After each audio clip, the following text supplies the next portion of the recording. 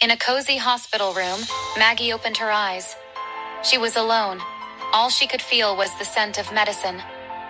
The first thing that came to her mind was her friends, especially Orga. She jolted up and said, "Orga, where's Orga? I need to find her." The door swung open to reveal a smiling young female nurse who looked her in the eyes and said, "Don't be afraid. You're safe here. You and your friends were given drugs to make you sleep for about 24 to 48 hours. Luckily, they found you before the drug could have a complete effect on your bodies, so we managed to remove it." "Doctor, where's Orga?" "My friend," she asked curiously. She was so afraid that something bad might have happened to her only friend. She was the one who convinced Orga to go to a club. She had internal regret and couldn't forgive herself if something happened to Orga. The nurse saw the sadness in Maggie's eyes as she conducted the tests to confirm if she was okay. "Your friend's fine. It's just that she's still unconscious." The nurse, doing tests and recording the patient's book with a professional aura, closed the books and stood up to leave. Looking into Maggie's eyes, she felt sorry for her and her friends. "I will be out for now. Another nurse will be back in the evening. Here's your medicine. Make sure you take it on time, and again, you need to rest." Maggie, in a small voice, asked the nurse, "Can I go see my friend? Just a little bit." Maggie knew she couldn't rest without confirming if Orga was fine. She knew doctors wouldn't tell her if the situation was worse. The nurse saw the concern and determination in her eyes. "It's okay if you insist," the nurse said, and went out. Just as she opened the door, she met a man in a suit looking elegant. He was none other than Nick. "May I help you, sir?" she asked. How are the girls doing?"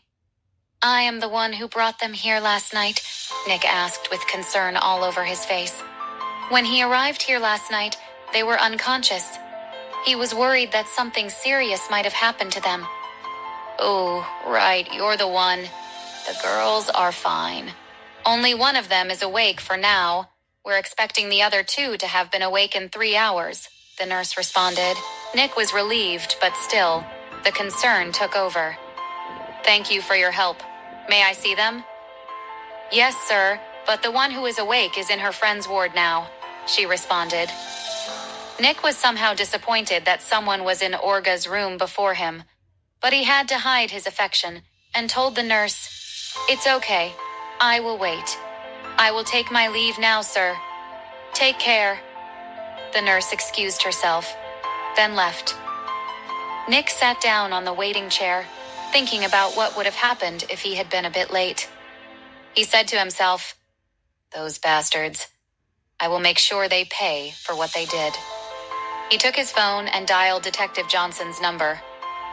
"Good afternoon, sir. How are things going with those boys?" he asked, yearning for good answers. The whole city knew well who James Hawkins was. Of course, Detective Johnson knew he had to cooperate with him. He took a deep breath and answered, "Greetings, sir." About the case. We just started the questioning. For now, we have all the information needed." Right then, the officer went to arrest the waiter, who is now an accomplice. "We want to get all the evidence to present to the court so that they won't get bailed. They have to serve a jail sentence." "Okay. Wrap up the case. Mr. Hawkins wants them jailed as soon as possible." "And let me know the court day," Nick responded. Detective Johnson thought a little bit and said, Another thing, sir. I think the girls' testimonies might be needed to strengthen the case. Hope you don't mind." "Of course, Detective. We'll talk to them. Moreover, it's the justice we're looking for. They should cooperate." "Don't worry. Leave that to me," Nick said, and hung up. In the Hawkins mansion, Winnie was lying on the couch watching TV when her mother joined her and said, "Winnie, you woke up early. I didn't expect you to wake up soon, considering how late we slept." Winnie, without looking at her mom, said, "Mom, I couldn't sleep. You know the time I usually wake up to go to school? It's like I have an alarm in my head. By the way, Mom, I don't know if you have noticed anything about Brother James, but he's not been himself since my graduation. Don't you think?" Ah, maybe it's because his fiancée went abroad. Maybe he's sad and lonely, her mother said. No, Mom, it's completely different. He's been kind of happier than usual. I think he's hiding something. I mean, he and Nick are hiding something, Winnie's instincts kicked in. The mother, without caring much about the gossip, told her daughter, No, sweetie, maybe it's business. There are a lot of things that they never tell us when it comes to business. Don't think too much. In the quiet corridors of the hospital, Maggie's heart raced as she made her way to Olga's ward. The sterile walls seemed to close in on her, amplifying her worry about her unconscious friend. She couldn't shake off the guilt that lingered within her, knowing she had persuaded Olga to join her at the club, leading them both to this unfortunate situation. As Maggie entered the dimly lit room, she found Olga lying peacefully in the bed, hooked up to various monitors. The rhythmic beeping of the machines provided a strange reassurance amidst the uncertainty. Gently taking Olga's hand, Maggie whispered, I'm so sorry, Olga. I should have been more careful. You're going to be okay. I promise. Her words hung in the air as she noticed a flicker of movement in the corner of the room. Meanwhile, in the opulent Hawkins mansion, Winnie couldn't shake the feeling that something significant was transpiring with her brother. Restless and curious, she decided to confront her brother James about the mysterious changes in his demeanor.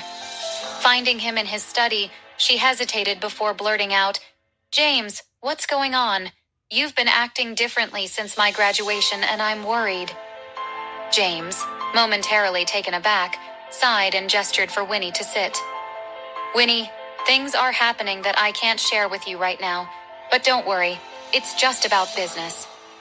Winnie, who had been listening quietly to her brother, said, Okay, brother, I get it. Just let me know when you need my help. After confirming that nothing serious was going on, she bid goodbye to James, and then went out of the study. Right after that moment, James's phone vibrated because of an incoming call from Nick.